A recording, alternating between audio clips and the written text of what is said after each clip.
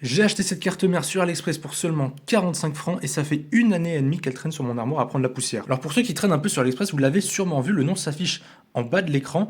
Honnêtement, cette carte mère a quelques atouts très intéressants. Déjà tout simplement, c'est son prix. 45 francs, c'est vraiment rien pour une carte mère AM4 d'entrée de gamme. Et surtout, elle a des features assez intéressantes. Comme par exemple, 3 connecteurs ARGB. Je tiens aussi à noter qu'il y a un énorme heatsink, un énorme radiateur pour les MOSFET du CPU juste en dessous. Et aussi, le truc qui est impressionnant, c'est qu'il y a 2 slots PCIe pour 2 SSD différents. D'après la carte mère, on peut avoir un M2 ici et puis un NVMe ou bien un NGFF. Bien que le NGFF, j'ai un peu du doute en regardant le connecteur. Au niveau du reste de la connectique, c'est assez basique. On a un 4 pins PWM ici pour le CPU fan, ici pour les ventilateurs du boîtier. Et on a aussi un 3 pins en bas, soit pour les ventilateurs du boîtier, soit pour une éventuelle pompe. Je tiens aussi à noter que le slot de la carte graphique est renforcé en métal. Je sais pas si c'est de l'acier ou quoi, mais ça a l'air très dur pour le coup. Pareil pour les slots de DRAM. Et ça, en général, c'est toutes des features qu'on va retrouver sur des cartes un peu plus chères en AM4. Surtout la RGB, le heatsink et puis les slots renforcés. C'est pas commun pour une carte de ce prix-là. Alors maintenant, évidemment, est-ce que la carte mère fonctionne? Et bah ça, je le répondrai dans la partie 2 parce que il me manque une alimentation et je peux pas faire démarrer cette carte sans alim. Abonne-toi.